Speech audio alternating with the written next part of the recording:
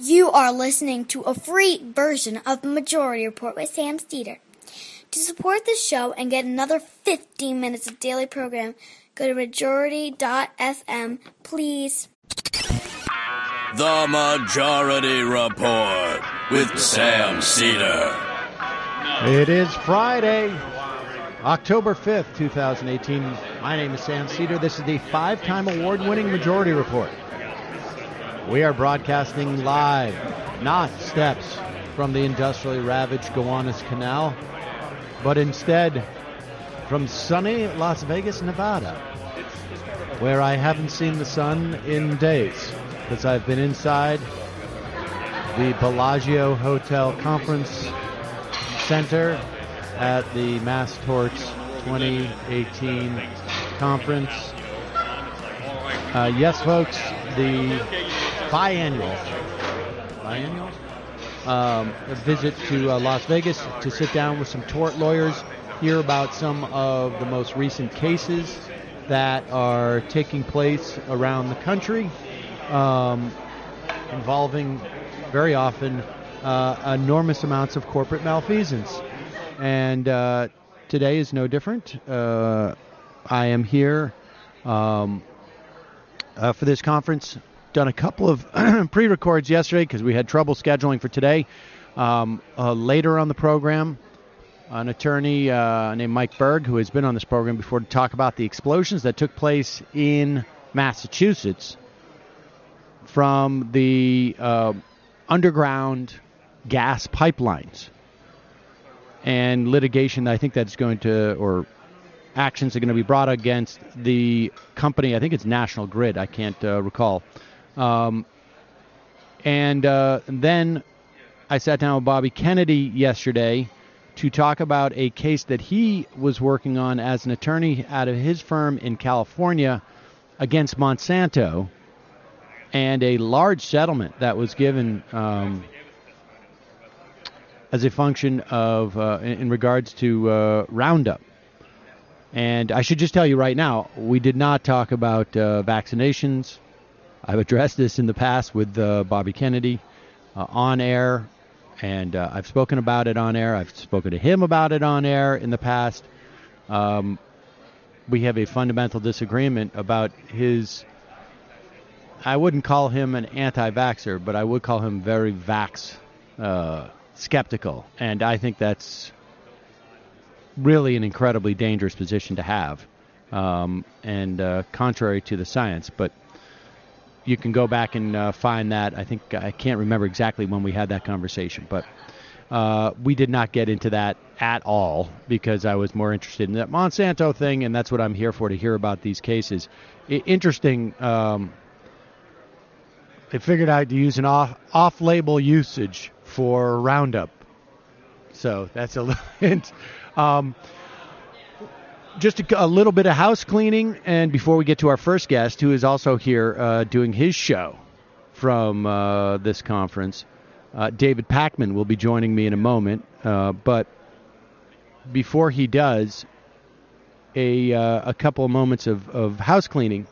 It's been now publicly announced when I go to Politicon, I will be debating Charlie Kirk. He is the titular head of Turning Points USA. So, I mean, some people on Twitter have noticed, like some flunkies from Turning Points have been randomly saying, like, Sam Cedar, I just listened to him for 7 minutes and I could never get those minutes back. Well, yeah, it's true. They will never get them back. And I will continue to take from every single person involved with Turning Points USA. I will take. And so that will be Sunday the 20th or 21st or something like that in L.A. I assume they're going to put it online at one point. I'm not sure. And but I'll have more to say about that later. And before we get into this, and I think, David Pakman knows as well as anybody that about the need for a service like News Voice. News Voice is one of today's sponsors, and you can go to newsvoice.com/majority. I think everybody understands the problems with media concentration and the idea of epistemological bubbles that we find ourselves in. I think I used that properly. And it is highly relevant to know what the other side is saying, what conservative thought is. And you don't even have to look at it as the other side. It's just simply getting different perspectives than your own. That's the thing that's good about News Voice. It's a new media company that's come up with their own response to that problem of our blinders and our sort of like predestined algorithms that send us news. It's called News Voice. It's an app for iOS and Android. It gives you access for free if you go to newsvoice.com/majority, and it gives you a personalized news feed that you set up by aggregating a mix of mainstream media news sources, international news sources, independent media sources, and then multiple sources are provided for each news story, as well as left and right you can choose. The entire app is fueled by crowdsourcing. You can upvote stories you think are important so more people will see them. You can add stories to the app, or you can add a source that's missing for a story. It's meant to be completely open and democratized news aggregator that lets you get every side of every story. They also have a video interview series featuring guests from Chris Hedges to Alexandra Ocasio-Cortez. You can go download the app for free at newsvoice.com/majority. I put the link under this video if you're watching on video, and if you're not, you're listening, we've put the link in the description of the podcast. So you can check it out. It's newsvoice.com/majority. Joining me now in the, I don't know what they call this room, the expo room or whatever it is, David Pakman of the David Pakman Show, here to help me, before we get into a couple of those interviews with lawyers, talk about the state of play, obviously the big story of the week, maybe of the month, maybe of the year, aside, of course, from the election that's happening in a month. Brett Kavanaugh's nomination coming down to the wire tomorrow. 51 votes to move forward. Have 30 hours of debate. Maybe as early as Saturday, they'll have the final vote. Senator Collins from Maine, scheduled to make a statement at 3 p.m. Eastern time. Yeah, so that's 3 hours from now. Yeah, I guess that's 3 hours from now. And initially reported that she's just going to announce why she's just utterly satisfied with this investigation that's taken place. And even though she had her hesitations initially, she is ready to say, hey, you know what, we did the investigation, and now there's no further reason to hold up Brett Kavanaugh. But a few reporters, including Manu Raju from CNN, said it's not clear that that's what she's going to announce at 3 Eastern. And that would conceivably make a difference. And the 51 votes to move forward on the last 30 hours of debate, Joe Manchin from West Virginia was the one Democrat to say, yes, let's do it.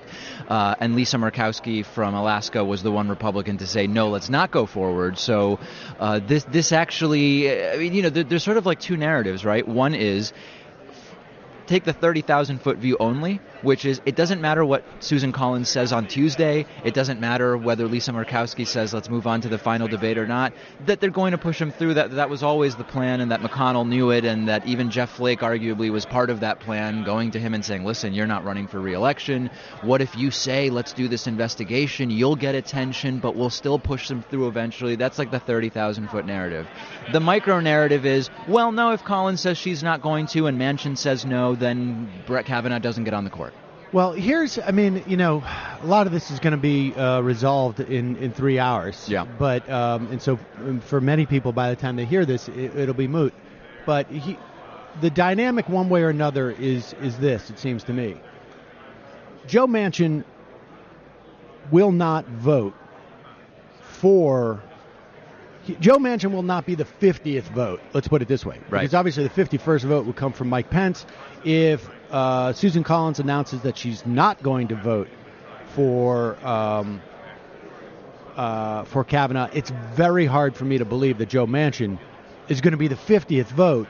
And then Mike Pence. Right. I think at that point he can be guaranteed that if he ever needs a single favor from the Democratic caucus, he will not get it. I don't know. It's conceivable that Joe Manchin could decide at one point to become a Republican. I mean, I don't know. Like, if he votes, if he's the 50th vote, it seems to me there's going to be some speculation about that. Because but there's already been for years, right? I mean, and this will be, it seems to be that we were at that point. This is the move he's going to make. Yeah. I don't know why he would do that, other than maybe he wants to be in the majority. Yeah. And they may offer him something. But I suspect that if Susan Collins comes out and votes no, or she announces that at 3, then Manchin is going to be a no. And the theory would be this. All the senators who vote in this middle ground, right, they're all looking for cover. And so Murkowski, she votes no on cloture. The pressure's off her. No one's looking at her vote. She needed to not just vote against Kavanaugh. She needed to fervently vote against Kavanaugh because I think the primary impetus is the Native community in Alaska. She has had strong support from in the past, and because of Kavanaugh's rulings about Indian reservations, they are very nervous about him. And then this, I think, on top of that, there's a large amount of sexual assault in the Native community, and I think this has become a very important issue for them. So Murkowski, all the pressure's off her. Nobody's talking about Murkowski anymore. She has sidelined herself. Collins may want to do the same thing because it will come down to Manchin. And certainly Manchin, Collins, and Murkowski have already talked about what they're going to do. Those three know what each other's plans were. Isn't it insane, though? And I know that, this is not like a shock to people who pay attention to politics. It doesn't even figure into any of this what Brett Kavanaugh actually did to women. It's just not a factor, and it never was, right? Like, even from the beginning where Republicans were saying, well, do we or don't we need an investigation? Or who exactly is the right person to ask questions of Christine Blasey Ford? Like, it never actually mattered what Kavanaugh did or didn't do. I don't think that's true. Really? I think Murkowski may have had some issues with voting for Kavanaugh prior to this, but I think Collins would have. I don't know. Collins still may vote for her, but for him. But you're saying that her vote would be based on what she genuinely believes happened 30 years ago, or just the political viability of it? No. I don't think any of them give a crap about what specifically happened one way or another. It is right. What do they think is going to, with the public revelations, how is that going to interact with their constituents? Exactly. And will it hurt them? And so the Kavanaugh stuff does make a difference one way or another. If it had been, if Blasey Ford had come forward and been far less compelling, I think then Kavanaugh would be fine right now. He still may be ultimately fat, but it had I don't know what Kavanaugh could have done worse, but maybe if there had been another allegation that came out this week that was more prominent, or maybe if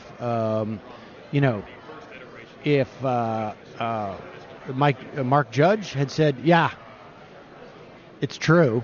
Right. I think that would have changed things, without a doubt. So, I think these things matter, not because of the way that they influence the politician in their mind and their sentiment, although I think Heidi Heitkamp, we should note this,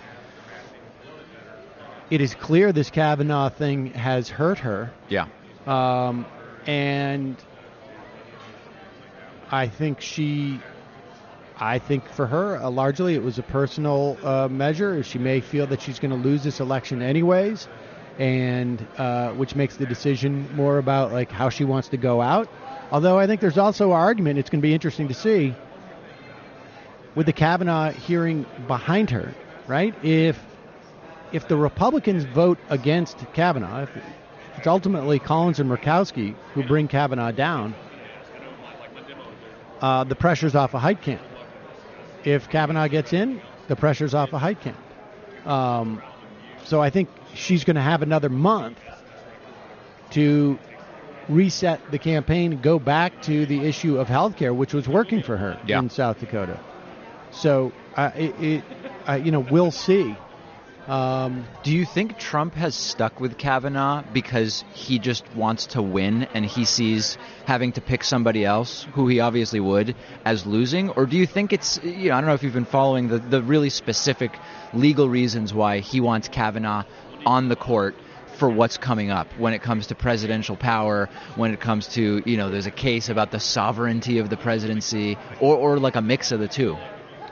I'm sure it's a mix of the two. I think also, it's unlikely, but there's a scenario where they do not confirm Kavanaugh. The midterms happen. Democrats win. And Jeff Flake and Susan Collins say it's not appropriate to confirm somebody in the lame duck session. I think that's the period between the election and January. Yes, yeah. if the Senate's going to change hands. I think that's a far-fetched scenario, but it's possible. It's possible. I mean, maybe, McConnell thinks there's a 10% chance of that happening. It's dangerous, and why I don't want to go there. But even then, doesn't Trump get his pick after January? Like, will Democrats actually say? I mean, I know online people say, if that happens, Democrats should say, we're going to do what you guys did to Garland, but they're not going to do it. I'm not sure that they wouldn't do that, but they certainly could say that and get a pick that is not on that list of the Heritage Foundation. That may be. I mean, the idea that they wouldn't use their leverage at all seems, even for Democrats, unlikely. Unlikely. I mean, they still got to win an election, 2 years from January. Yeah. Or, at that point, 20 months away. So that would be stunning for them to say, oh, well, yeah, now we will be the ones to confirm Kavanaugh. I don't think that's not happening. So I think there's just too many different. I mean, who knows why Donald Trump wants this? I think on some level it's also he doesn't want Kavanaugh to go down for this reason. Right. And because this is his core brand proposition. Do you think that... Wait, why are you asking me all the questions? Oh, I don't know. I'm curious what you think. Well, do you think? Yeah. Whatever the question you were going to ask me, ask yourself. I forgot the question because you threw me off. Oh, all right. No, I mean, when I think about this entire thing, and I think back to the initial, McConnell is he's either stumbled into just like a brilliant combination of a chain of events that's going to lead to Kavanaugh getting in, or it was beautifully orchestrated from the beginning, where McConnell said from the start, listen, if we slow this down and do an investigation, Democrats will just say it wasn't a sufficient investigation. Of course, then they did a completely insufficient investigation, and now McConnell's able to say, I told you that this is what Democrats were going to say. Was it so scripted from the beginning, or did it just end up that way? No, I mean, I think they didn't want to have an investigation. They genuinely didn't want one. Right, but it's the obvious thing to say at that point. Democrats will say this because he also knows, if we do one, we're not going to do a complete one. I mean, the president can do exactly what he says. We pretend we're doing an I mean, the idea of doing an investigation to whitewash anything, not a real investigation, is probably one of the oldest things that politicians, one of their oldest techniques in the world, right? I mean, Andrew Cuomo with the Moreland Commission, and then that's what he thought he was getting. And when the Moreland Commission started to actually look into corruption, he's like, well, we're going to have to end this because you guys are not... and this is part of the reason why they wanted to keep it quiet, so that the investigation, they're not going to show the results, so that they can leak things. They've done it with different parts of the Russia investigation. I mean, this is the way the game is played. But for Collins and Murkowski, in particular, they have to be concerned insofar as they can look at the real reports and know how incomplete it is, and then be worried that next week, the Washington Post is going to come out with a story that says X, Y, and Z, and their ability to have said, we saw the FBI investigation clearly, goes out the window because because they could see that it was incomplete, right? I mean, so the pressure here, there's a certain amount of pressure from just the reality of the situation and what they anticipate are future risks. So I mean, this is why McConnell just never has to think twice about anything he's doing, because there's just no political risk effectively for any of this stuff for him in Kentucky. Well, not just in Kentucky. I mean, or even in his position in the Senate. Yeah, he has been incredibly successful in jamming the courts with right-wing judges. And, I mean, he thinks that history is going to look on his move of keeping that seat open with Garland as the reason why Donald Trump won and led to a fundamental shift in American society because of the courts. And it's hard to argue with that. What also struck me as interesting this week was Brett Kavanaugh yesterday wrote an op-ed. Yeah, in the Wall Street Journal. In the Wall Street Journal, where he apologized for how brusque he was. But said that the reason why that all happened was the allegations. Yes. I think that was a bow to Jeff Flake, who had said a couple of days ago, we can't have that on the court, that type of... And so they said, go write an op-ed and address this. I mean, I think that's what's happening. We're watching sort of like a PR, crisis management type of situation. And that's what they're doing. And it's geared towards, I mean, it's sort of sick. Oh, it's very sick. It's geared towards one or two people. I mean, that is one of the things that I think has really come out of this, too, is that in addition to the court hopefully being publicly scarred by this. I mean, I have been very jaded about the Supreme Court for almost exactly 18 and a half years. Coming up on almost 19 years with the Bush v. Gore result and ruling. But I think two things come out of this if Kavanaugh is confirmed.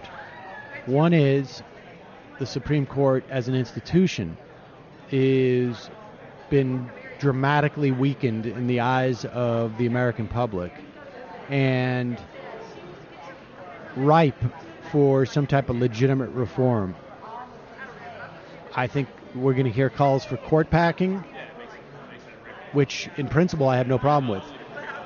I think calls from the left. Yeah.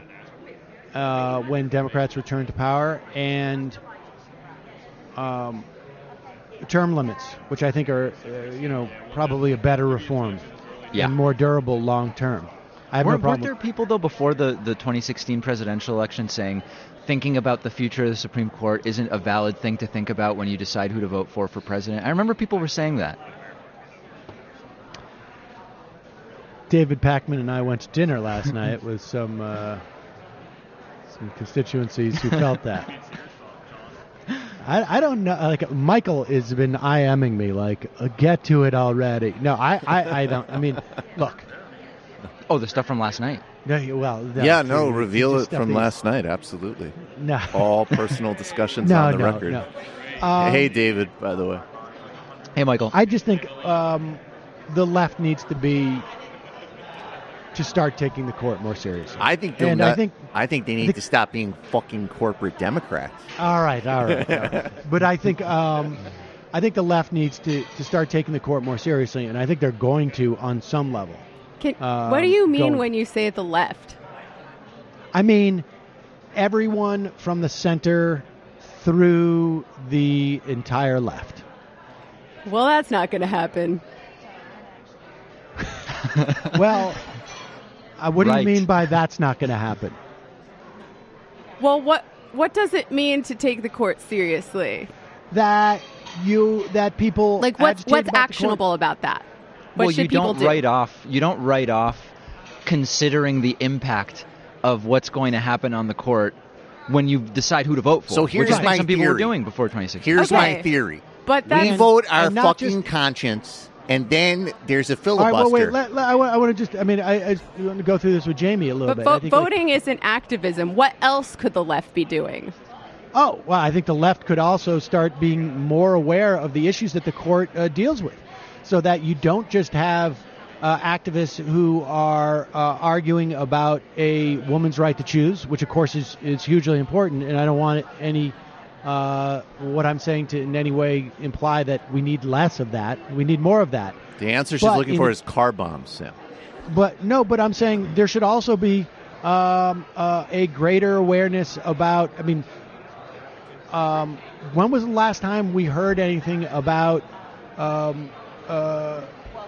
Citizens United? Maybe also things like feeders, like Federalist Federalist Society. When was the last time we heard anybody talk about Citizens United? That died a very quick death. Or I should say, in terms of like activism around that, or beyond Citizens United. What about things like, the importance of the court in terms of what agencies do, and even things like the ACA. You can both feel like the ACA did not go far enough, and that there's something fundamentally wrong with the court because it doesn't say that the government can expand Medicaid.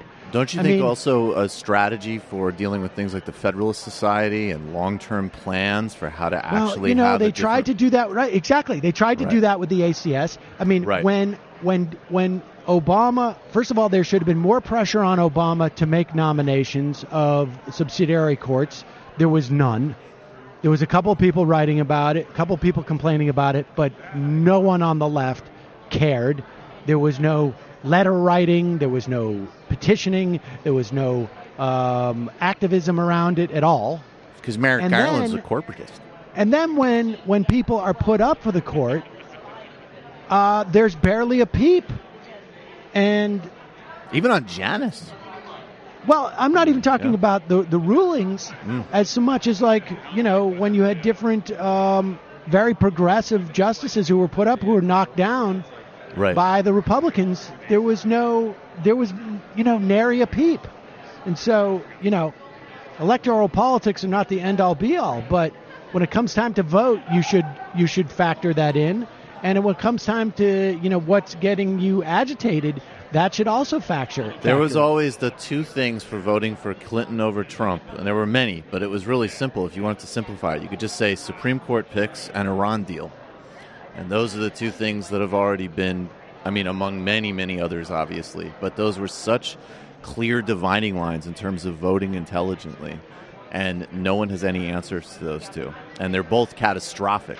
Well, yeah, I don't think most people on the left are arguing against voting for Hillary Clinton. Like, that's not an interesting question to me or most of us, I would think. But the question then becomes, not most people, but all you needed was less than 70,000 people to go out and vote in 3 states. But then what else are we supposed to do? Because... Okay, I think this is good. So there's another thing here which is not often discussed. Remember last night there was discussion of 400,000 people protesting, and you got very, very agitated when that was brought up, and civil disobedience and general strikes and so on. There's been this entire plan, right, where if you don't show up to work one day, you're fired because you're at will.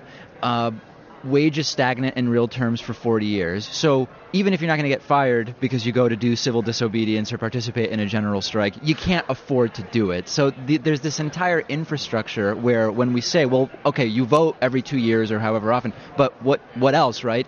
Other than signing petitions and letter writing, the entire infrastructure is set up so that people really just can't go out and do what would be the next things to do.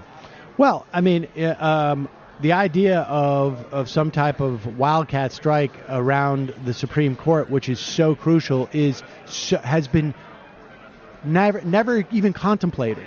And yes, I agree. I wouldn't say most of the left, by any means, didn't take voting, for Clinton seriously, but we had an election where she lost by 70,000 votes over the course of 3 votes. 7,000 people, was it in Michigan?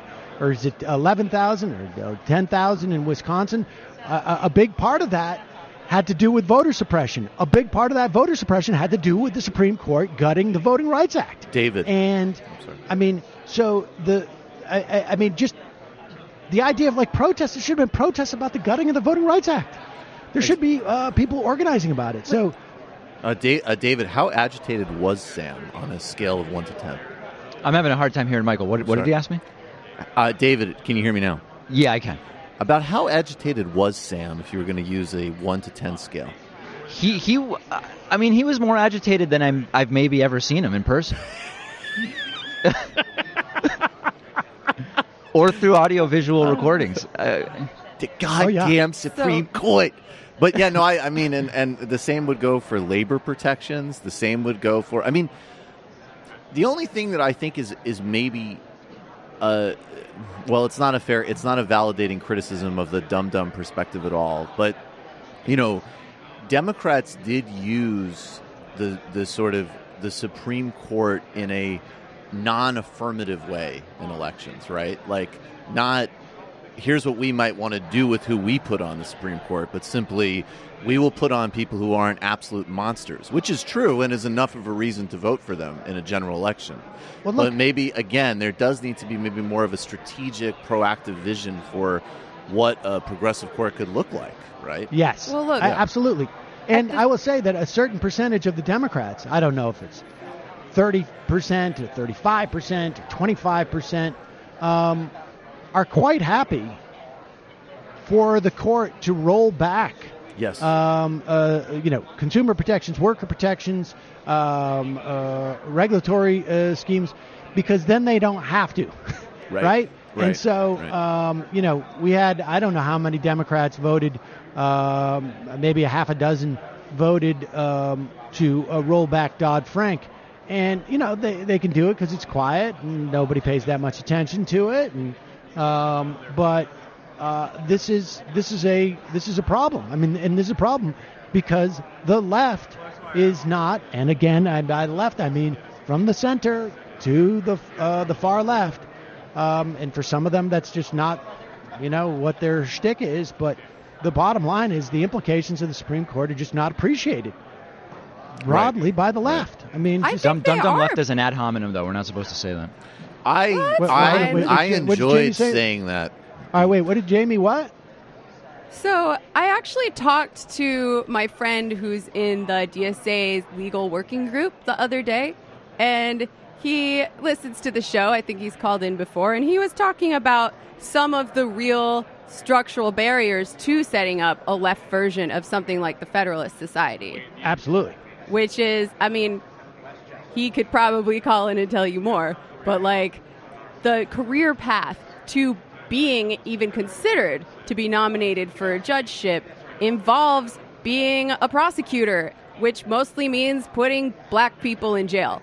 So right there, no matter how much legal aid you've done on the other side, that is a structural check on how progressive you're going to be as a judge. And like there are all kinds of other ways people start out as, progressive young lawyers who want to do right by the world and end up being much more conservative and much more establishment. Well, I think that's accurate, but the job for the broad left is to also make sure that the apparatus is such that we're not allergic to those people, right? I mean, certainly we have examples of people who are on the left of center, who are prosecutors. 3 or 4 of them are sitting on that judiciary committee. They exist, certainly, but I'm talking about probably to the left of that. Like, I don't know. Well, I understand, but I'm talking about the broad left. I'm talking about the broad left. I mean, I don't know, the membership of DSA is what now, like 40, 50,000 people, 30,000? About 50,000. 50 plus. So, okay, so it's going to need to coalition with other people, obviously. Yeah, of course. Yeah. And there just has to be a bigger awareness of the importance of the courts, and there isn't. And I know that... well, maybe there would be if you and David didn't smear fucking Tulsi Gabbard. Well, I think one advantage to being... So we could go to war with fucking Syria. And that's the whole point. The fucking corporate Democrats, they say, don't vote your conscience. And then we have fucking war, and Tucker Carlson said so. It does seem like we actually are starting to gear up for Mattis this week, I think it was. Yeah. Announced a greater military presence in Syria. Absolutely. Exactly, and here's a clip of Hillary Clinton saying something in 2010. That's the whole fucking point. Well, Yeah. I do think the anti-capitalist left has to draw the line somewhere, right? Like, the DSA engages in targeted electoral campaigns. We do not issue blanket endorsements for all Democrats, right? Like, how does that connect, though? Some Democrats, going back to the voting and the being aware of who's going to be president, right? I'm not saying the DSA needs to make endorsements of Democrats. That's not at all what I'm saying. Okay, because I think people I'm saying sometimes... the broader left needs to have a greater awareness of the importance of courts. And no, I agree with you about anybody that. defensive. That should not make you defensive about justifying what the DSA position is about endorsements. I am not talking about just 50,000 people. I mean, I'm talking about the, tens of millions of people who, engage in politics in some measure or another. There's a broad responsibility to understand the implications of the courts. And certainly, I get very agitated, as I may have at dinner last night, with people who just casually dismiss the relevance of the courts and focus on other things like, the curve of a smile when you talk about Medicare or something like that. Oh, no, I absolutely agree with you. You see how on Kamala that. Harris is nodding her head here? Isn't that super fucking corporatist? I agree with you about that. I just think it's important to make it clear that when you say that, you're not saying that what that means is that the left should just focus on getting Democrats elected above all else. It's not above all else. It's above very specific other things, right? Like, it's contextual to some degree. Of course. It's above some incredibly stupid arguments that people are still trotting out to build their own delusional personal brands. Okay, but can you see... It has nothing to do with what you're talking about. Can you see how people might take that the wrong way, though? I mean, but that's on them to research. We know some of those people. Right. Yeah, we know those people. They're having it the wrong way right now, I'm sure. I'm not saying don't weigh anything else. I am saying that there has been a complete undervaluing of the courts in our society. Right. And that is highly problematic. And I think, the argument's going to be, clearer when either Kavanaugh or if it ends up being, was it Wendy Barrett or whatever her name is, ends up on the court. And maybe people will start to be able to connect like, oh, here's why public sector unions have been devastated. Oh, here's why there's no bank regulation. Or maybe here's potentially why the air is significantly more polluted than it was 5 years ago. Or to interject, Sam, it maybe even more so, really dangerously, is let's play a positive scenario. Bernie Sanders elected president. There's some type of this, and that would be far more beyond electoral for those things to happen. There would need to be the type of, broad mobilization. And then Medicare for all, okay, in this scenario it's passed. A Kavanaugh Roberts court is striking that down.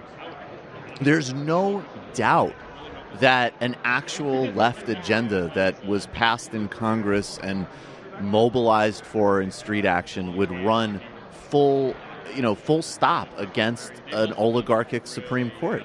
So even in these much more idealistic fantasy scenarios, forget about Bernie Sanders. When President Ocasio-Cortez is inaugurated 20 years from now, and she moves to go to a perfect single-payer situation, to nationalize the banks, to expropriate the oil refineries, and the court goes, no. Right.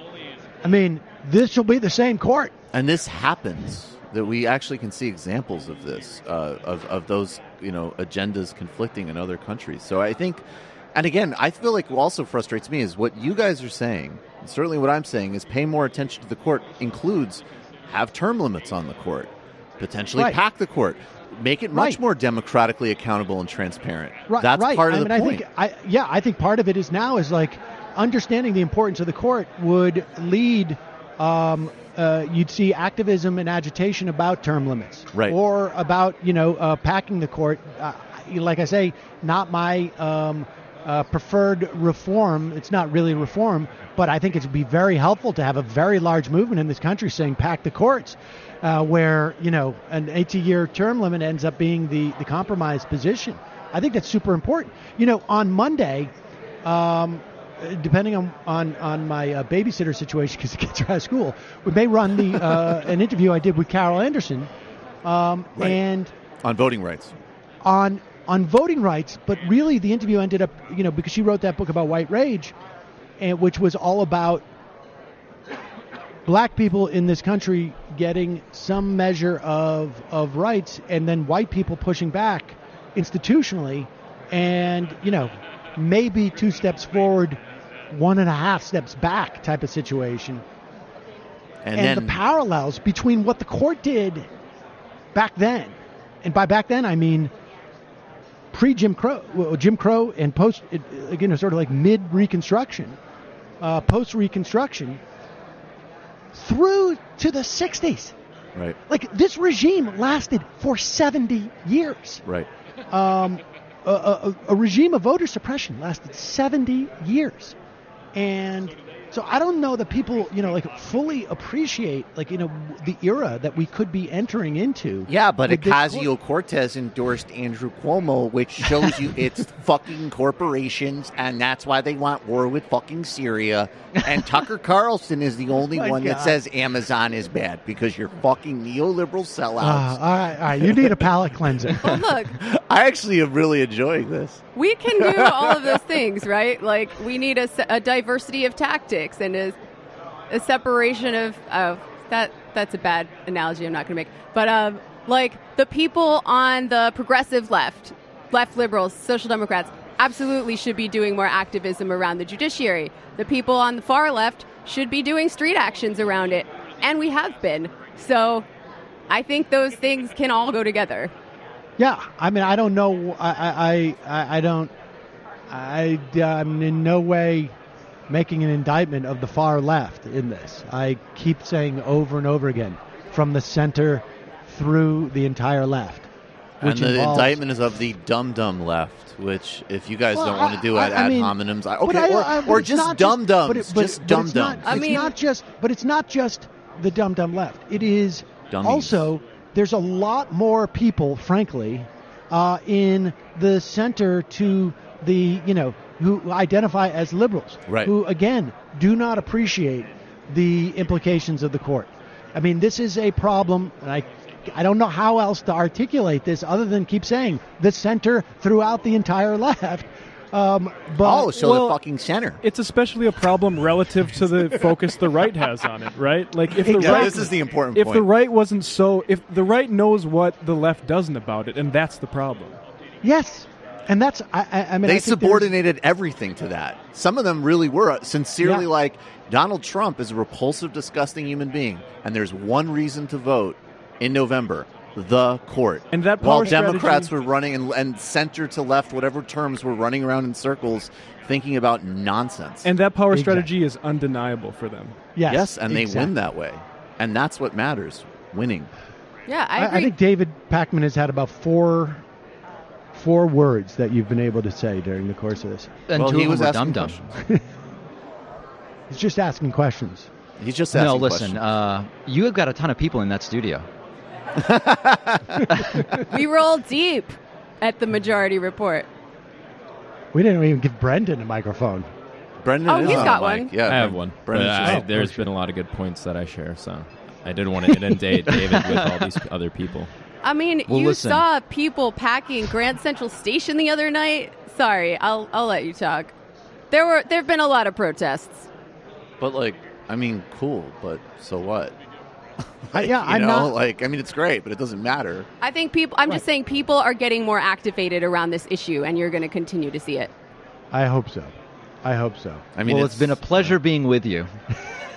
And no, listen, Politicon. Oh, yeah, I guess we should talk about Yeah.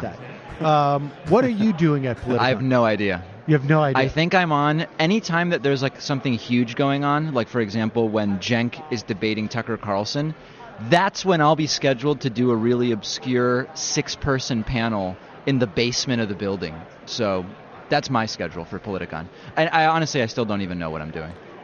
You should do a segment on how to be a fucking sellout. Oh, my God. I think every panel is essentially that, according to some people. You got to hear You guys the Bill are on Clinton. a panel together, actually. Oh yeah, what's the panel? Should we be socialists? Is that actually happening? That sounds It's fun. on the schedule. I think so. You know, they have no socialists on that panel. Who's on the panel? I was texting with Kyle Kulinski, and so I think that was slated to be me, Kyle Kulinski, Anna Kasparian, Bakari Sellers, and I think that's it, the 4 of us, and you're moderating. Yeah. And so Kyle said, well, my view is basically your view. I'm a social democrat. And I said, oh, okay. Is Anna a socialist? He goes, no. And I'm like, okay, well, Bakari Sellers is definitely not. So they're doing a panel on socialism with no socialists. Right. I got to be honest. I don't take Politicon seriously. Okay. I'm not Really? going to lie. Wow. I didn't realize that. I am excited to debate Charlie Kirk. Right. And if I have to go and sit on a panel Or moderate one. or moderate one, fine. That's great. Yeah, Sam, you Is got there to get gonna ready be- for President Pence, too. Yes. I'm doing a panel on Vice President Pence. Oh, really? Who's Yeah. that Becoming with? president. I have no idea. Oh. I don't take it seriously. Ann Coulter? I don't know. I just, I'm assuming they're going to give us lunch. I am not assuming that. Well, as long as I get lunch, They're not going to give you lunch? Jesus. I've seen nothing about lunch. This has to be lunch. Okay, Now we're taking a very Jewish turn in the conversation. assuming that there is lunch, you can tell them I'm available if they want a real socialist. Yes, they don't. They don't care. They don't care about any of it. The socialism panel definitely doesn't have lunch. I thought you meant like in general, like they might give you lunch. No, I just Can we have nosh while we talk about socialism? I just don't. I don't care about it. No one's. It doesn't implicate anything. We got to cut this Sam, up. do you want to hear the copy for Can we cut this up into President a promo? Pence? I don't Do I- care about no, it. I It don't doesn't even wanna mean hear the anything. Come to Politicon. It's pretty bad. No, 2018. I would go to see me debate Charlie Kirk. Right. Right. That's going to be fun. The panels, if Less people fun. don't go to the panels, then And that debate's not scheduled to be like in the second kitchen for the custodial staff of the building. They're doing it in like a legitimate room for you. Wow. I don't know the details. Okay. But I would ask. I don't. I know. I mean, as long as there's video of it, I just sit in a room. I'll take Charlie Kirk to dinner, and someone's videotaping. I should say Pakman was videotaping last night, and I told him he cannot release that. Highly inappropriate at the middle of a David, hit me on the side. I'll send you the video, Sam, and you can make the call. No, it's just not appropriate. No, it's not appropriate to watch me terrorizing a table about the Supreme Court.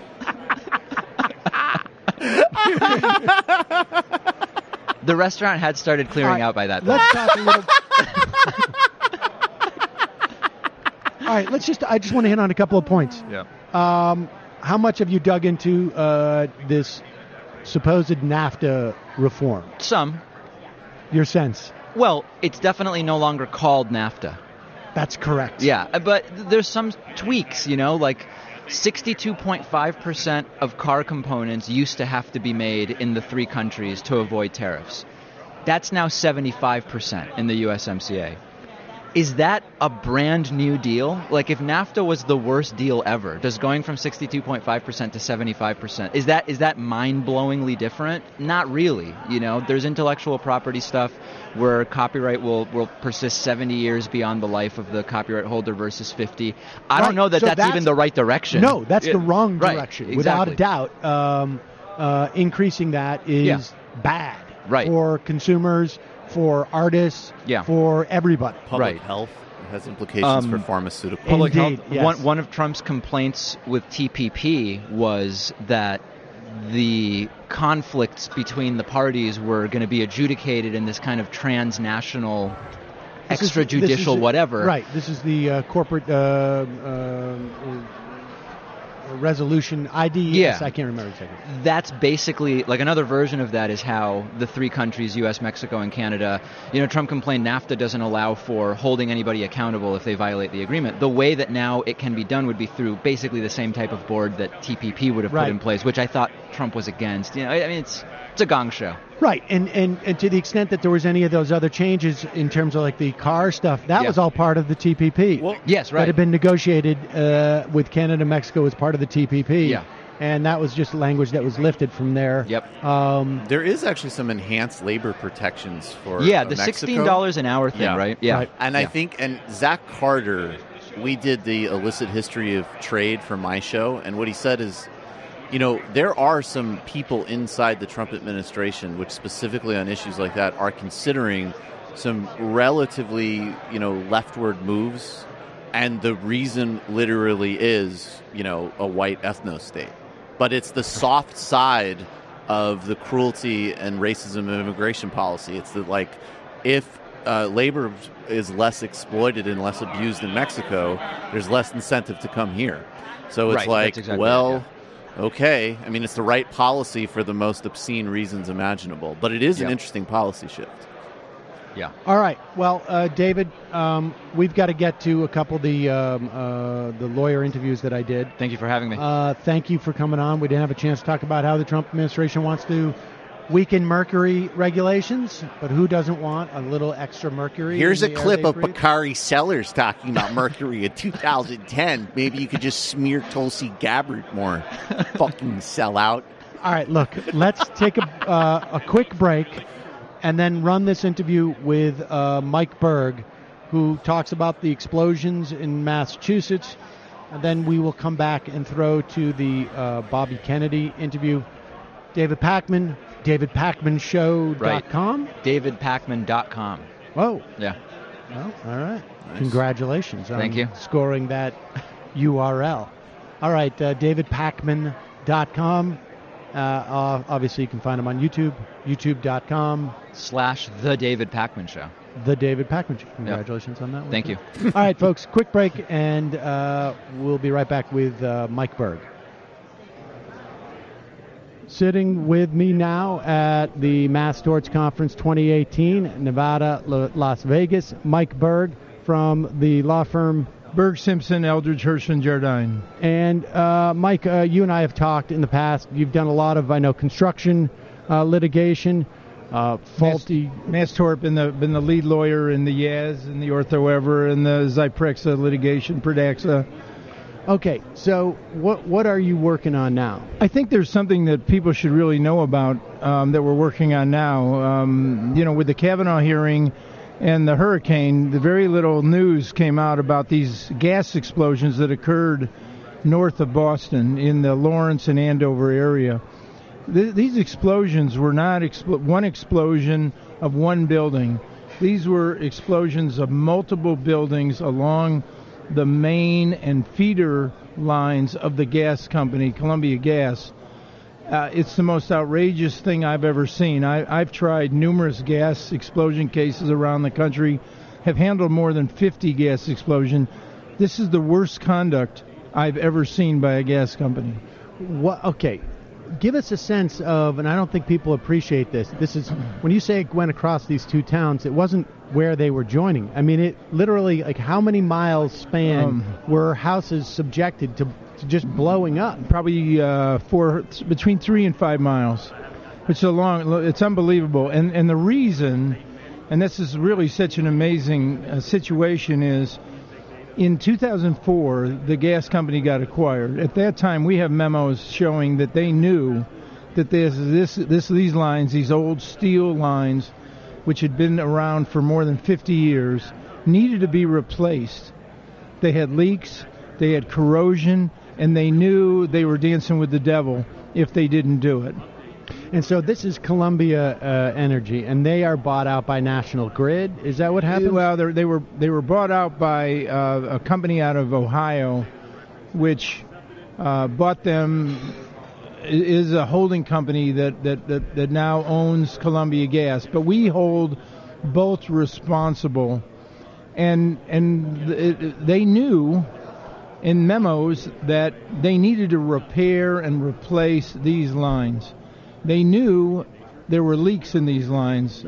They knew that if they didn't do it and didn't do it really quickly, there were going to be potential problems. And what people don't understand about the delivery of natural gas is that it's lighter than air.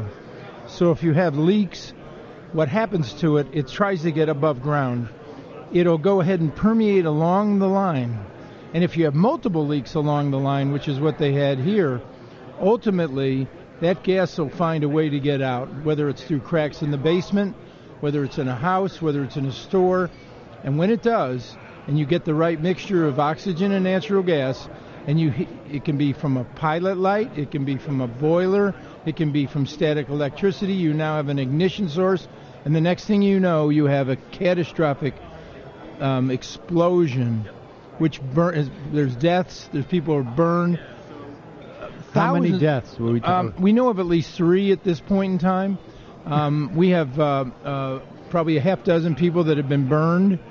But even beyond that, these people have been evacuated from their house. And what's interesting is you have the town of Lawrence, which is one of the poorest towns in Massachusetts, and then you have Andover, is one of the richest, right next door. And these poor people, the ones in Lawrence, they were evacuated. They couldn't get back to their home. They have no gas. They have no electricity. They got to go stay with somebody, a friend, outside of the explosion area. Most of them suffer from PTSD. Most of them have incredible damages, keeping them from being able to go in and go back to what would be a normal life. Gas still has not been restored. Wow. People have still not been able to get to their property. Well, here's what strikes me. There's a couple of things. And so if I understand you correctly, the gas will leak in one place, and it will just sort of lay across the pipe until it finds a seep that it can go up. Correct. And presumably, there were multiple of these over that 3 to 5 mile stretch. Right. And then at one point, whatever it was, made it pop up, or the gas found one leak that put it to another level, and then they were able to go to the home. What we do know of a couple of things, because we're still in the early stages, right, because it just happened within the last 30 days. What we do think is that the gas pressure went down, and then the company increased the gas pressure in the main line. So the gas pressure goes down because there's less gas because of the leaks. They pump up the pressure, which then pushes the pressure on those leaks to find more crevices. Right, it makes it even worse because when you have corrosion, I mean, it can happen not only from corrosion, and that's at this point we have a metallurgist that's looking at it, but we also know people don't realize if you have a construction vehicle, a backhoe, or a shovel that just nicks that line. With the freeze thaw that occurs up in Massachusetts and in other places, you're going to get that steel pipe is going to become brittle. And you may have had, and we don't know yet because we haven't gotten all the information, a catastrophic fracture where the pipe itself breaks open. And maybe there's multiple catastrophic fractures that occurred. Okay, but clearly that piping, that infrastructure is old. Yes. You have memos that suggest that, like, we have old stuff. You guys are buying us, but we should just tell you in full disclosure we have old stuff. And so the holding company is responsible because they are aware of it. The existing company is responsible. But how do we know 10 miles down the line past Andover or 20 miles west into Worcester. I mean, why are we to believe that any of this stuff is safe? I don't think there is. I mean, one of the things, I handled a case up in Steamboat Springs, Colorado, in which a whole city block blew up. One of the things, we actually went to trial. One of the things that was very interesting was I was able to ask the people in the gas company, how many more, I said time bombs, drew an objection. I said, okay, how many more explosions are there under the ground that you don't know about? And the answer is, we don't know. After the case, and we got a very, very large verdict for the injured people in that case, a multi-million-dollar verdict, the jury went to city council and demanded that they replace the entire gas system. And I'm going to tell you, I've talked to the Boston Globe, I've talked to people in Boston, they better be demanding that there's a full and complete looking at the system, as you said, all the way along the line. Is there a mechanism in the context of the case that you're doing? I mean, chances are you're going to settle, maybe, but who knows? But can that be worked into a settlement or a verdict where it's there's a responsibility to the community? I think yes. I think that the city council, I know that I was interviewed when they were having a city council meeting in Boston about whether or not this could happen in Boston. And I basically said, yes, it can, and it is more probable than not because these lines, they're structurally inferior. There are now new kinds of pipes that don't have the same kind of problem. And to leave them in the ground where you have corrosion, where you have potentially these lines have been hit, and under the DOT regulations, the only testing that they're required to do when the line is up is some sort of above ground tester. That's not going to find those leaks. What you have to do, knowing that you have these leaks, is you have to start uncovering those lines, and you need to start replacing them. Period. And you can't wrap them. We had in the Steamboat case, I had another explosion up in Cody, Wyoming, where it got struck and they wrapped it. Well, that's not going to help you when that fracture occurs. Right. And you're going to have in that case, an apartment building went up. What's unusual about this is we don't have just this one giant explosion that occurred like in the two cases I've mentioned. You have these multiple explosions that occurred. That really suggests to me there are large stretches of line that could be a problem. Absolutely. I mean, it seems to me it's the functional equivalent of like you build like a little housing cul-de-sac, you do it all in 1970 and you put a 25-year roof on it. And, around 1994, one roof fails. Maybe a couple others last another year or two, but they're all going to go around that time. Yeah, and I think but even worse, and I like your analogy, but here people's lives are in danger every day, and anybody who lives in that area who understands the truth about it should be very fearful.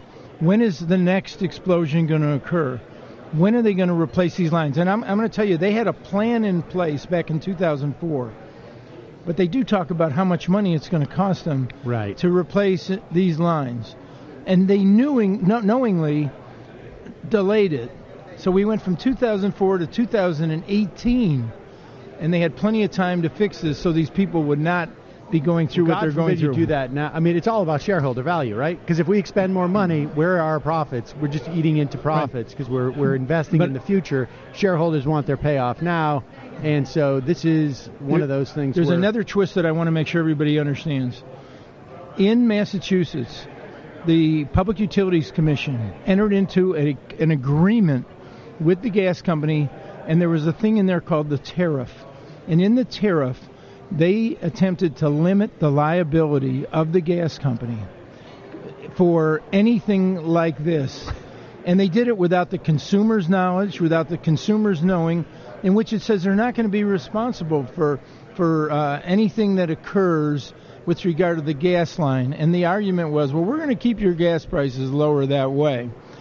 All that did was incentivize the company not to do the repairs they needed to do. Well, if they're not liable, then yeah. And we believe, because there is some case law in which they've enforced the tariffs in a subrogation case, that the tariff has to be reasonable. And under these circumstances, this company has to be held responsible not only for the damage that it caused, the injuries that it caused, but also consequential damages, and in this case, it is our opinion, punitive damages. So, Mike, when do you bring in activists? I mean, you said a jury went to their city council and said that, but like, this seems to me to be one of those situations where activists would become aware of this tariff and agitate against this and make their lawmakers. They should be brought in now, and we're trying. And that's one of the reasons I wanted to do this show. And I've been on radio and I've been on television. I talked to the Boston Globe is to let these people know that we're out here to help them, not only from the standpoint if you've been injured or displaced, ever you didn't have insurance, but to actually get involved and demand that they go and start digging up this gas system, because people may not have an idea of when you have a natural gas explosion, the incredible damage that it does. It's worse than a fire, because what happens is when that gas ignites, it'll blow the entire buildings to bits. In one of them that I was involved in, the flames went up almost 100 feet because that gas is continuing to pour into that mixture, and that fire continues to burn. Mike Berg, thanks so much for your time today. Really appreciate it. Well, I appreciate being on. Thanks, Sam. Okay, that was Mike Berg, and we're going to take another break in a minute, and we will hear the interview I did with Bobby Kennedy. Just wanted to give an update on some of the news that I'm seeing in relationship to the Kavanaugh fight. The Super PAC, Priorities USA Action, which is, I don't know if it's the largest Democratic aligned, I guess, Super PAC, but this one says it is threatening Joe Manchin in terms of providing money, and has said it will not back Phil Bredesen in Tennessee over his election with Marsha Blackburn, because he came out and said that he would, in this situation, vote for Kavanaugh. But a part of the problem is the American public on some level, right? How much, and good for Priorities USA, but you can see the implications of what it has with Heitkamp, and it's great for Heitkamp, and I hope that it actually ends up helping her in the end, her stance, but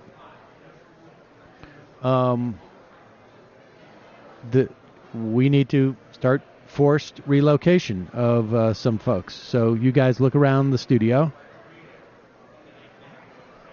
There you go, Matt. I'll go back when it pays enough.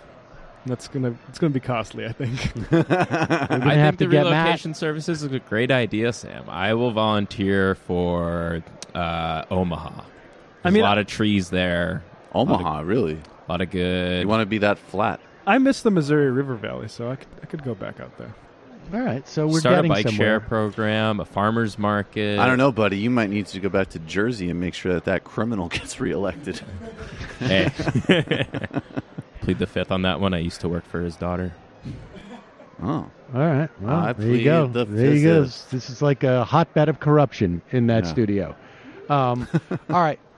We, of course, are not going to hear from Susan Collins for, I guess, another 2 hours. Leaving you all in suspense.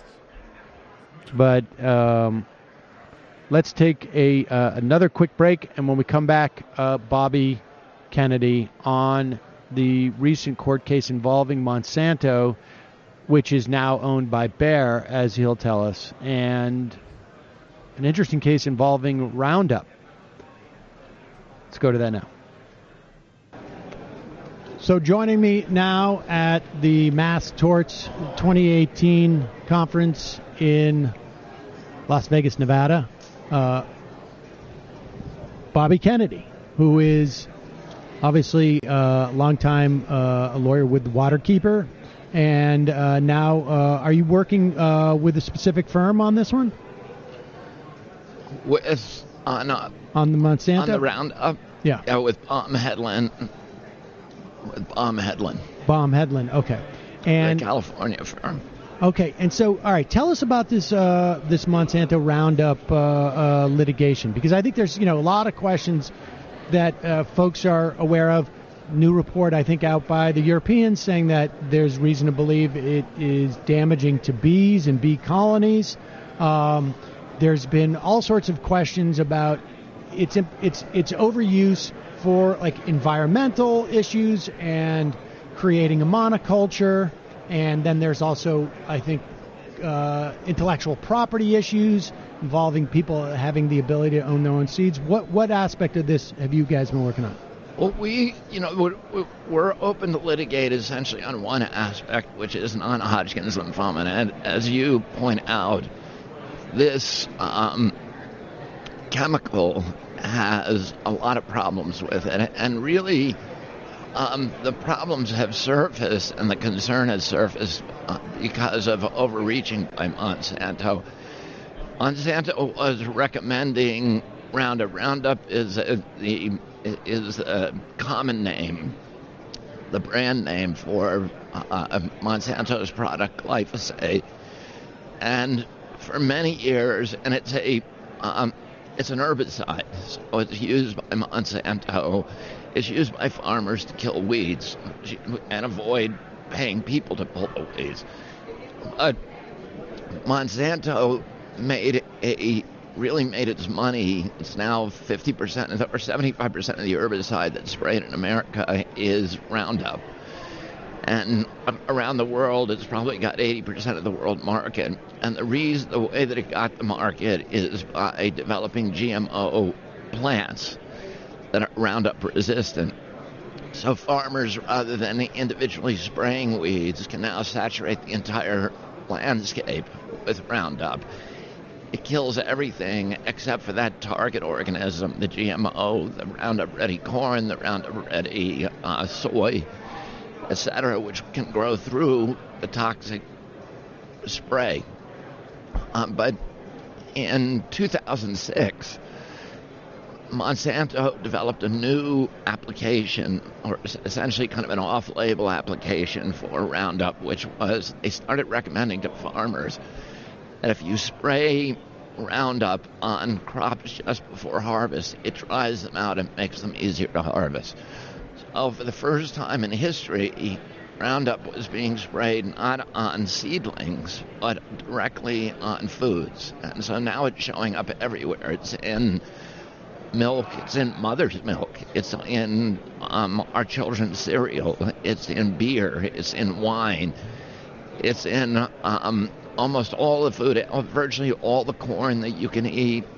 It's in almost all the wheat. There is no such thing as Roundup Ready wheat. It's used on wheat as a desiccant, and because of that, it's now in all of our foods. And you're seeing this huge explosion of gluten allergies, which everybody is wondering, where did gluten allergies come from? When you and I were kids, there was no such thing as gluten allergies as far as we knew. Right. It was extremely rare, and today it's painfully common. All right, well, wait. So let me ask you this. So just so people can follow this, right, there's three aspects to their business. One was to make a crop that allowed for... Well, their first business, the original business was this is just a weed killer. Right. Then they and it was basically sprayed on individual weeds. You couldn't spray it on the corn itself because it would kill the corn too. So they develop and that was in like 74.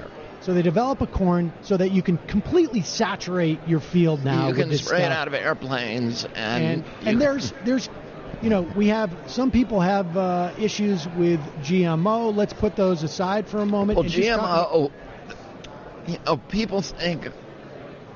A lot of the people who are concerned with GMO are dismissed because people say, aren't GMOs great because it's a way of making plants more productive? Right. But actually, if you look at GMOs, 95% of GMOs in the world are Roundup Ready. So they actually increase the use of pesticides in our environment. Well, that's right. That's what I'm saying. GMOs in and of themselves The concept, hypothetically, of GMOs is a great concept. Right. Because, and it was promised by Monsanto and others, that this is going to reduce the amount of pesticides we need because you're going to be able to develop these new crops where you don't need pesticides. But what it's actually done is amplified the use of it extraordinarily. And so then they saturate. I'm talking from their business perspective. We've now literally saturated the fields, but we've saturated our business opportunities. So let's take the same product that we're producing and find another use for it so that we can even expand our market even more. So it's not just you don't use it just once when it's a seedling to kill the weeds around it. Now you use it on things, and you're not even using it as a pesticide or herbicide, rather. You're using it as some type of like means in which to make it easier to harvest, which is like sort of the classic. We see this with like drug manufacturers all the time. There are right? off-label uses. Yes, we've hit everybody who could use it for blood thinning, so now let's use it for hair loss or something, whatever it is. And so it's on this point that so now it's starting to show up in everybody's foods. Do we have records of where it was in terms of its saturation of humans versus where it, now where it was? I don't know that, but I know that it really became an issue beginning in 2006 because for the first time we're spraying it on foods, and people started measuring at that point and saying it's showing up in our foods. FDA doesn't do that normally in the normal course of business, and nobody's going into your doctor and saying, nobody's 20 years ago, do I have glyphosate? Nobody's doing that in my blood. Even the FDA's program for testing foods for herbicides and pesticides is vanishingly small. Right. But nobody's really looking for it, but now, because of the extraordinary proliferation, everybody's concerned, and we're starting to see disturbing things where we know that it's just the science has passed the inflection point where we know that it causes non-Hodgkin's lymphoma. But there's a lot of other illnesses that we believe are associated with it, and they run the gamut from obesity to Alzheimer's. Liver cancer, non-fatty liver cancer now is exploding, and it's exploding in populations we never saw it before, like in 10-year-old children. Wow. Non-alcoholic fatty liver cancer, and we believe there's strong science suggesting that that's coming from glyphosate. Glyphosate is a chelator, which means it removes the metals and minerals, and it does that from plants. And in fact, nowadays, a bushel of corn weighs less than a bushel of corn did 15 years ago, because the even minerals. If it's the same mass. I mean, yeah, the same mass. It doesn't matter, because the minerals, which were the heaviest part of that corn cob, have been chelated out of the corn cob. So the corn's much less, it's not providing you the same nutrition. With nutrition. Right. Because the minerals are all gone, but it does that to the human body too, and it destroys the microbiome, which is one of the most important organs in your body. It controls your mood, it controls your immune system, and it creates inflammation in the brain. A lot of these problems, and these are only a fraction of the problems with glyphosate that people are seeing and that are on the horizon now for this company potentially to have to deal with. One thing that they've got to deal with is non-Hodgkin's lymphoma, because in 2016, the International Agency for Cancer Research, which is a global agency, back in the 1970s or 80s, the governments got together and said, none of us have the ability to and the resources to determine what is a carcinogen and what isn't, and we really need an esteemed international group that is going to create those designations. So they created this group, and really it's a system. It's not a static group. They take the best cancer scientists in the world, independent scientists who don't have industry ties, and they bring them together on panels every year. And the panels look at specific compounds. So they'll look at benzene or specific molecules. So they'll look at benzene one year, they'll look at cigarette smoking and says, does that cause cancer? They'll look at, even they'll look at, certain occupations, like do people who work in the steel mills get cancer? So they're assessing like statistics primarily. And there's a number. It's very unusual because most countries you can't incorporate an outside finding in a statute, but countries all over the world, because IARC is so respected, will say anything designated by IARC as carcinogen will be treated as a carcinogen under our laws. So, for example, the state of California has Prop 65 that says if there's a carcinogen, you have to label it if it's before you put it into the stream of commerce.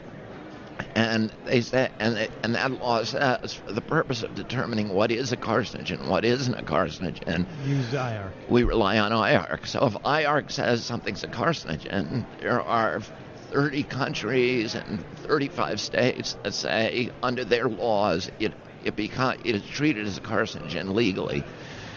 And so IARC designated glyphosate a probable carcinogen for humans and a definite carcinogen for animals, and that triggered a cascade of new developments, of legal developments. It triggered, for example, all of these attorneys who suddenly began filing lawsuits on behalf of clients who had non-Hodgkin's lymphoma after exposures to glyphosate, and now today there are about, well, when we filed this case, there was about 4,000 of those lawsuits. Now there's about 9,000. Wow. And so have these been brought together in like some type of MDL? All the attorneys, yeah, and all the attorneys are working together, or they're coordinating strategies. The first case that went to trial was Dwayne Lee Johnson, who was a school groundskeeper in California, in Northern California, and he had been spraying Roundup for 2 years, and in a way that actually covered his body with Roundup. He was spraying huge amounts to kill the weeds on the school property, and he was very careful with it. The equipment that he had was malfunctioned a lot, and even though he would wear like a moon suit, a Tyvek suit, he was getting saturated. And as it turned out, the Tyvek suit would trap the glyphosate inside his suit, and because he was sweating, it would actually penetrate his body much more effectively. And that's what the experts testified. And he got a very debilitating form of non-Hodgkin's lymphoma that is fatal. His doctors say that he has now less than a year to live. But it disfigured him a lot. His skin was, it was really, really disturbing looking.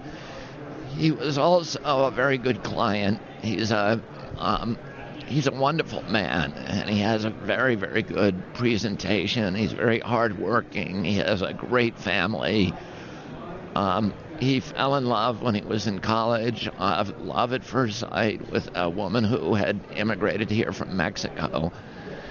They have 2 kids, and the wife testified, Araceli, and he testified, and I think the jury really fell in love with them, and so it was a good case. And we ended up getting a $290 million verdict, $40 million for pain and suffering and compensatory damages, and then about $250 million for punitive damages in one case. And now Monsanto at that time was facing 4,000 other cases, but and as we predicted, they should have settled. the victory in that case has alerted other people that this it sets some type of parameters. Right. So now and is so this now case there's being close appealed? to 9,000 cases. Now does Monsanto appeal this first case? They must. Yeah, they're going to appeal, and they've already filed a number of appeals. But the first appeal is that the judge has the ability to reduce or to even to eliminate that jury judgment. I think it's going to be hard for her to do, even though she was not friendly to our case throughout the trial. But we picked a jury. There were 35 people excluded from the jury because they expressed some negative attitudes towards Monsanto, which is extraordinary in itself. Right. 35 people. The jurors who were left over expressed no negativity toward Monsanto. It was a highly educated jury. Everybody on it had a college education. There were 2 working scientists on the jury. The level of attention, one of the jurors filled 5 notebooks with notes. All of the jurors took notes throughout the trial. They were all alert, and they asked extraordinarily detailed questions about specific rat studies and specific rats in those rat studies. So they were very, very well informed. And it would be, and the jury, the verdict was a rational one. It would be kind of a slap in the face of the American jury system if the judge went and meddled with that verdict after these people gave 2 months of their lives. Right. To come in and gave all that attention. So what do you guys anticipate Monsanto does? They come out, they claim they're going to appeal. The thing is that it's no longer Monsanto, it's Bayer, because Bayer, which is a German pharmaceutical company, and Bayer was the company that was a big supporter of Hitler's. It was it was called IG Farben at that time, and it made the Zyklon B gas that was used to exterminate Jews at Auschwitz, and it has a long history, but it's a huge chemical conglomerate now and pharmaceutical conglomerate. They purchased Monsanto for $66 billion in June. Wow. And right before this verdict came down. And their stock had dropped 18%. And then it regained 4%. So it's the permanent injury from that lawsuit, from that verdict, is about 14%, which is billions and billions of dollars. And, I think Bayer, it looks like they did not do a due diligence on Monsanto, and their stockholders have a lot of reason to be angry at them. But now, because Monsanto had, when it negotiated its takeover with Bayer, said to Bayer, don't worry, we've put aside $250 million to deal with these lawsuits. So that, and all that money is gone. All right. Well, let me ask you this: in the context of the original case, and presumably Bayer will appeal, and maybe they will prevail, maybe they won't. They'll negotiate. If there's at least 4,000 to 9,000 cases out there, they know they're going to have to go through this again. So they're probably sitting there trying to figure out some type of algorithm, like how much is this going to cost us? Like if we wanted this to go away, or maybe they'll just say we're just going to keep fighting this for eternity. It's just going to be one of our divisions is going to be protecting Bayer. Some law is going to be a law firm made by a law firm. But in the original case, what was the case centered on the fact that Monsanto must have known that their secondary spraying, that their new off-label use of glyphosate would lead to this? No, Monsanto knew from the 70s that there was a lot of problems with, in fact, their original rat studies, when they were trying to get licensed, their original rat studies showed that the rats all got tumors. And Monsanto was able to strong arm EPA. As it turned out, Monsanto had a mole in the EPA's pesticide division who rose up and at the end was running the division. His name was Jess Rowland. And he was doing favors for Monsanto to block studies, to kill studies. And we got all those documents. So at one point, he's telling his Monsanto handler, if I can kill this study by another agency, you need to give me a medal. And then he goes out and he succeeds in killing it. So we had all these documents showing that Monsanto knew that it was carcinogenic or had reason to believe that and was killing the studies one after the other. And, that's one of the things the jury saw, and that's why they got punitive damages, because it was a knowing deception. Not only that, Monsanto not only successfully blocked, they were ghostwriting studies, they were bribing scientists, they had captured the regulatory agency. They had their own guy running the pesticide division in EPA, and we have proof of that. They were also, the thing they really were concerned about is they did not want any testing done on the whole compound. So they would allow testing on glyphosate, but they actually had things in the compound that appeared to be much more dangerous than glyphosate. And probably the interaction of those. They're called adjuvants. Okay. And those are the molecules that allowed glyphosate to penetrate the bark of the plant. They do the same thing with humans. If you get it, what the science indicates is that the worst thing that you can do with Roundup is to spray it. It's probably worse than eating the glyphosate, because of the capacity of these surfactants or adjuvants to penetrate your body and, very, very efficiently, and then, to cross all the internal barriers, including a blood-brain barrier in your body. So the stuff is really, the compound itself has not been tested, and we have all kinds of documents in which they're saying, we got to make sure that nobody tests the entire compound. Wow. All right. Well, Bobby Kennedy, thank you for updating us on Sam, this. really good to see you again. Really it's good to see great being back at Ring of Fire. Oh, well, yes, I appreciate that. All right, Bobby Kennedy, folks, and we'll take a quick break. Be right back with more from Mass Torts 2018. So that's Bobby Kennedy, and we will head into the fun half. It's now 1:35 Eastern Time. It is, I don't know what time it is here, 10:30 maybe. And we will hear from Susan Collins in about 90 minutes or so. And I got to say, I just, one last, I guess, opportunity to hear from you guys on the free show. It's just hard for me to believe that Susan Collins is going to make such a production of voting yes, of doing the sort of less. Bless you. Excuse me. Bless you. The less, I guess, brave vote, right? I mean, I don't think that's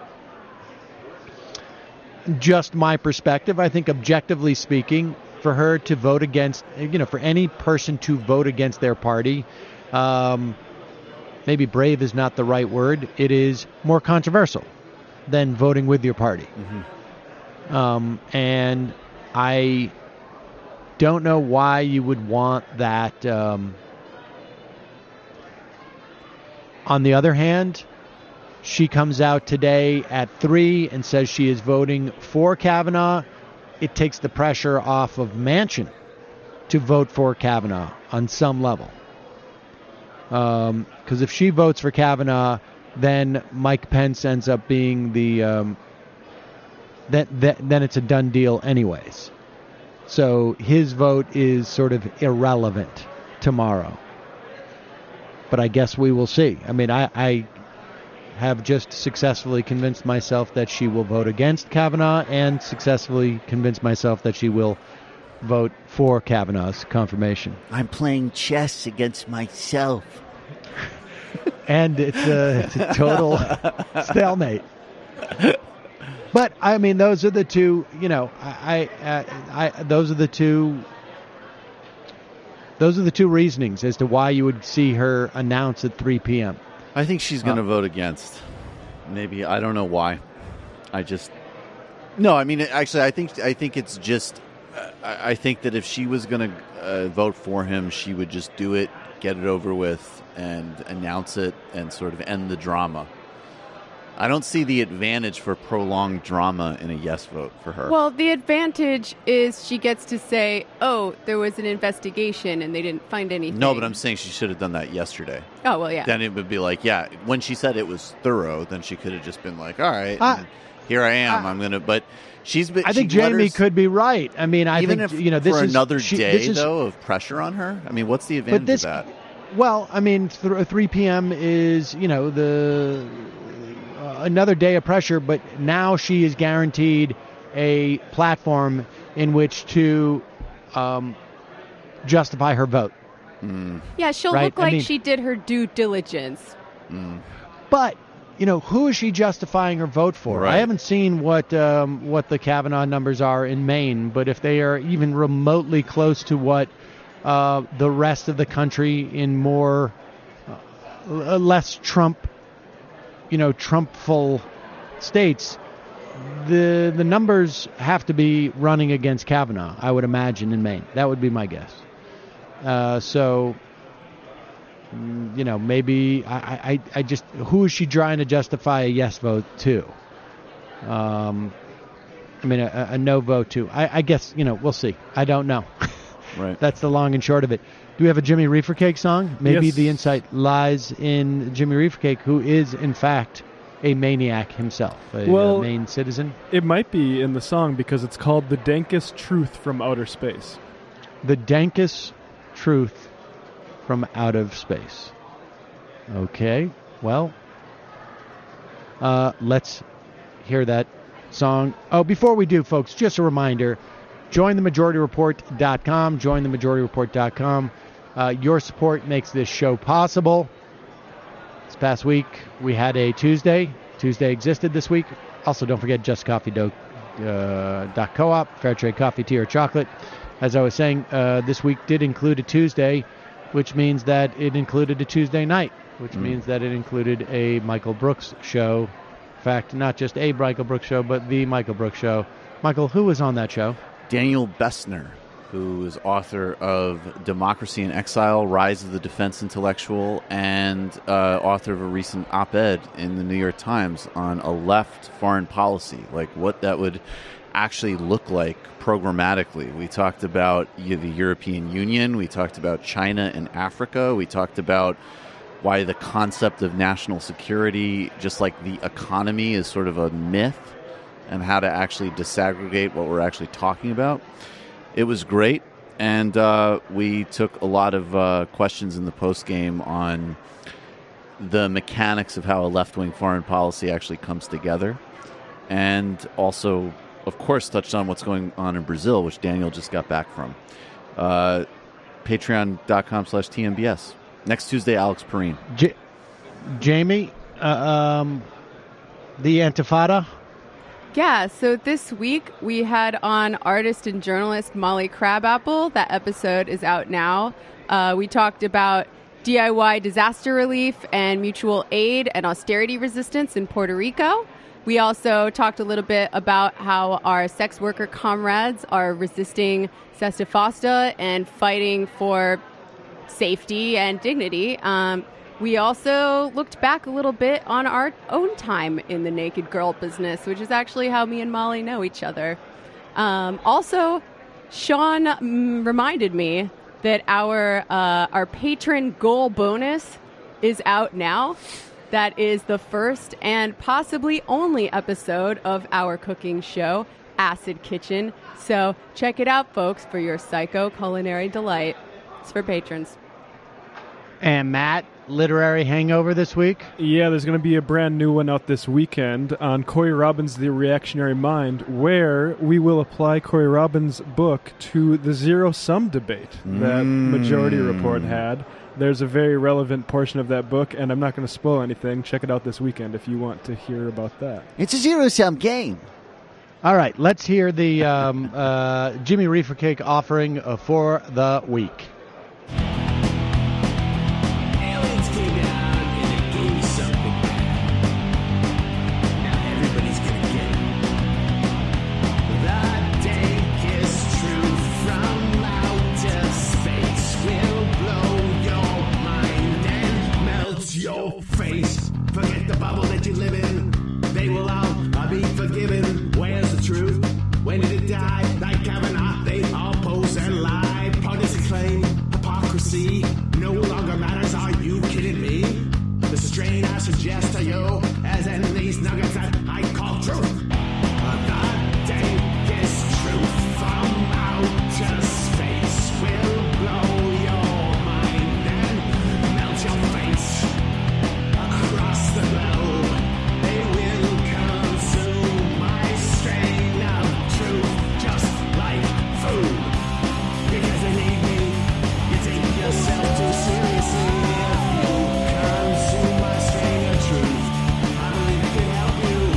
Because within this strain you learn to feel another human being's pain and not let it hurt you too. A school bus in Yemen is bombed. The truth is sadly always wrong. But let this string tickle your brain. Laugh to keep from going insane. With all the he said, she said, the horse is getting beaten dead. Fox, MSNBC, CNN lie about the people who are hurt and die. Why these regime change wars? I'm telling you, it's time to change the course. The strain I suggest to you is in these nuggets that I call true. The dankest truth from outer space will blow your mind and melt your face. The dankest truth from outer space.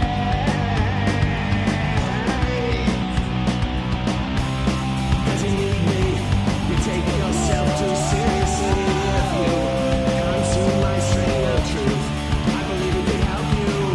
Because with this strain you learn to feel another human being's pain and not let it hurt you too.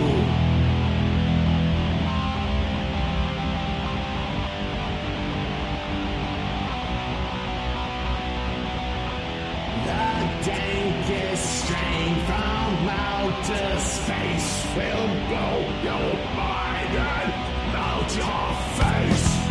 Melt your face. Gonna motherfucker melt your face. Melt your face, motherfucker, face. Melt your motherfucker face. Face, dead, put her in her face. Right in her face. Melt that shit. Melt it.